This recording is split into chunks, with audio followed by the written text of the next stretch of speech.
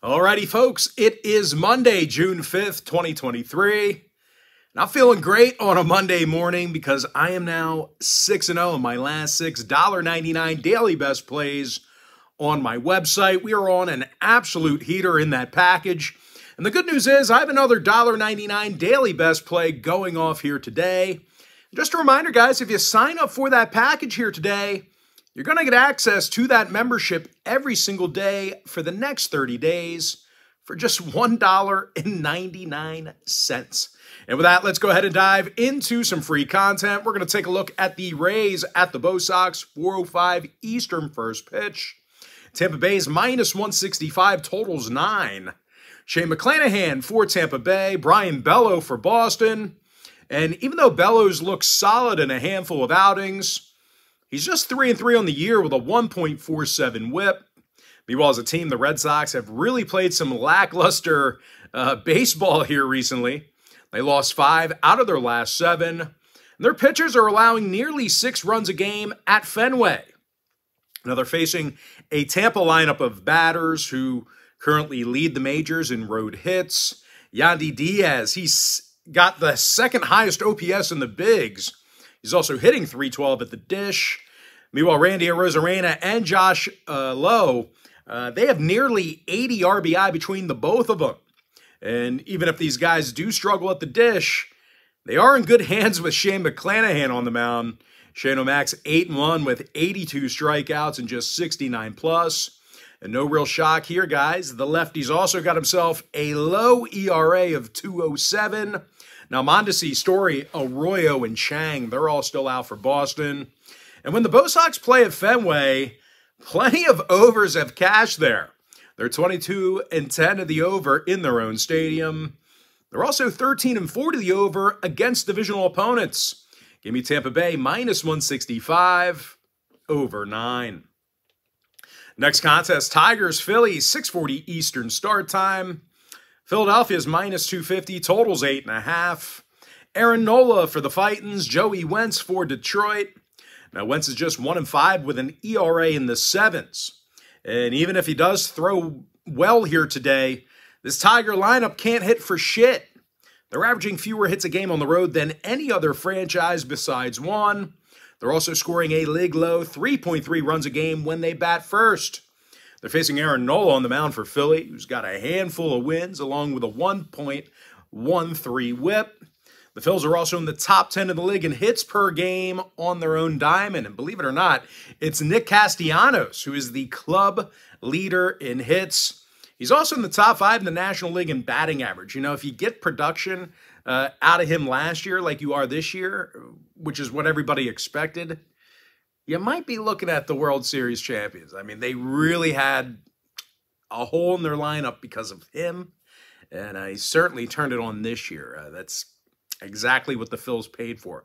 Now, Kyle Schwarber, he's 6th in the bigs in home runs despite his horrible batting average. Alec Boehm still in the IL with a hammy. Vierling, Green, and Carpenter still out for the Tigers.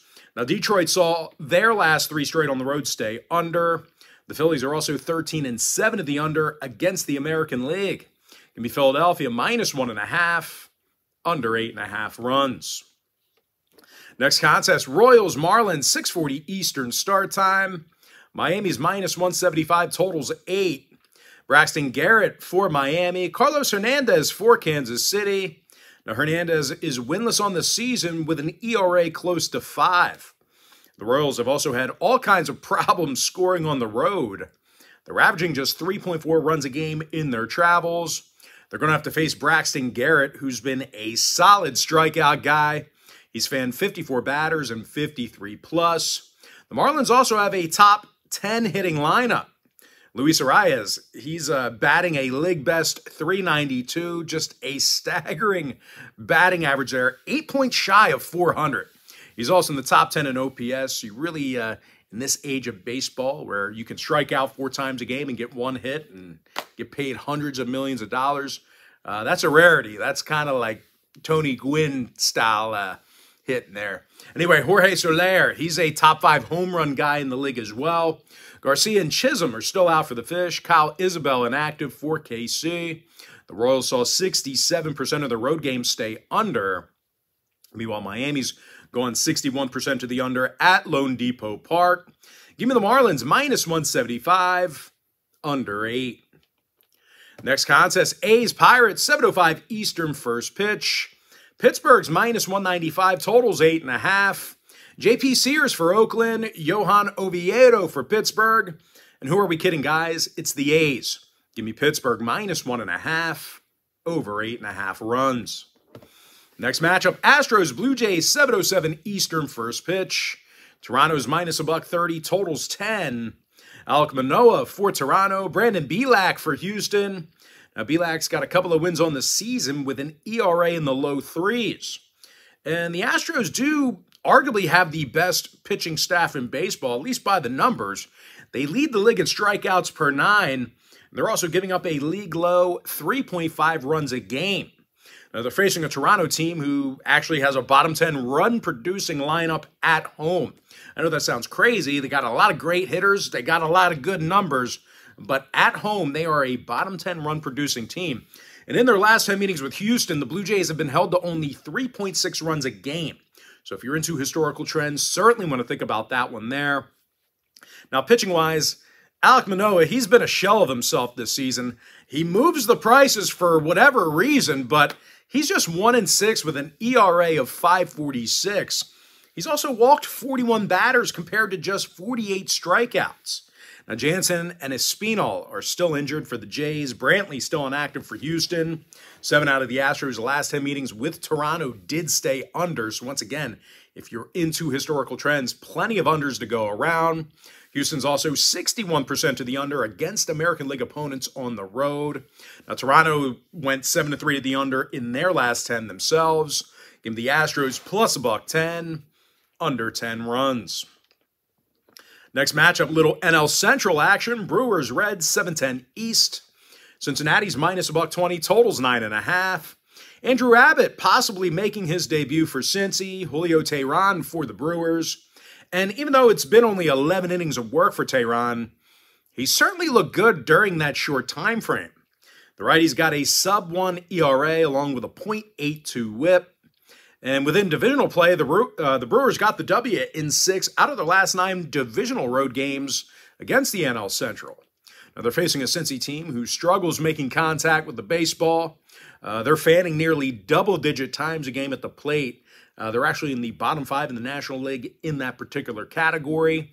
And in their last 10 meetings with Milwaukee, the Reds have been held to under 3.7 runs a game. Now, Myers and Friedel are still out for Cincy. Ruff, Winker, and Taylor are out for Milwaukee. When it comes to the total in this one, the Brewers have averaged just about 6 runs a game in their last 10 meetings with Cincy. Give me Milwaukee plus $1, over 9.5. Next contest, Cards, Rangers, 8:05 Eastern first pitch. Texas is minus 135, totals 9.5. Martin Perez for the Rangers, Adam Wainwright for St. Louis. Now, Waino's got an ERA in the 6s along with a 1.71 whip. Meanwhile, as a team, the Cards are on a 3-game skid, and they also took the loss in 7 out of their last 10. They're facing a Texas team who won 8 out of their last 10 themselves, and they currently have the best hitting lineup in baseball. Adolis Garcia leads the majors in RBI, top 10 in home runs. Meanwhile, Marcus Semien also leads the roster in hits, and he's also batting .303. Brad Miller is still out for the Rangers. O'Neill, Carlson, and Nootbaar out for St. Louis. 8 out of the Cards' last 10 outings did fall under the total. They also went 6-3 to the under in their last 9 interleague road games. Now, the Rangers on the other side, they are 60% to the under in their last 10 themselves. Give me Texas minus 135, under 9.5. With that, we're going to jump into our next and final breakdown for the video. It's going to be in that Cubs-Padres game, 9:10 Eastern first pitch. San Diego's minus 175, totals 8.5. Blake Snell for the Padres, Kyle Hendricks for Chicago. And out of just 9 1/3 innings of work, Hendricks does have 8 strikeouts and an ERA in the 3s. Now, Chicago also does a nice job getting base runners on the road. They're in the top 10 in road hits per game, and they're actually amongst the league leaders in walks per game at the dish. I believe they're in the top 3 right now in walks per 9 at the plate. Now, they're facing Blake Snell, who certainly has control issues and an abysmal 1-6 record with a 1.50 whip. And even if Snell does have a good outing here today, he might not get the run support he needs. The Pods are averaging fewer hits per contest than any other lineup except for one. Now, Cruz is out for San Diego. Odor is questionable. Meanwhile, for the Cubs, Cody Bellinger is still on the IL for them. When it comes to the total, 8 out of Chicago's last 10 meetings with San Diego fell under the total. The Cubs also saw their last 3 on the road stay under as well. San Diego's 3-0 to the under in their last few games at Petco Park. Give me the Cubs plus 1.5, under 8.5 runs. And with that, guys, now it's time for our quick pick recap. Give me the Tampa Bay Rays minus 165 over 9. Philadelphia minus 1.5 under 8.5. Miami Marlins minus 175 under 8 runs. I'm 6-0 in my last $6.99 daily best plays on my website. And if you sign up for that package here today, you're going to get access to that membership every single day for the next 30 days for just $1.99. Give me Pittsburgh minus 1.5 over 8.5 runs. Houston plus $1.10 under 10 runs. Milwaukee plus $1 over 9.5. Texas Rangers minus 135 under 9.5 runs. And with my next and final free pick for the video, give me the Cubbies plus 1.5 under 8.5 runs. And with that, guys, that's going to do it for me. Don't forget to check me out on my website.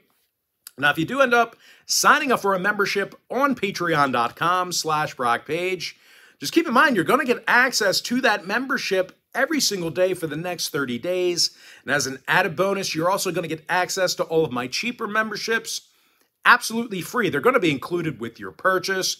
That's why I always tell folks that Chairman package, it's a full access, all-inclusive membership.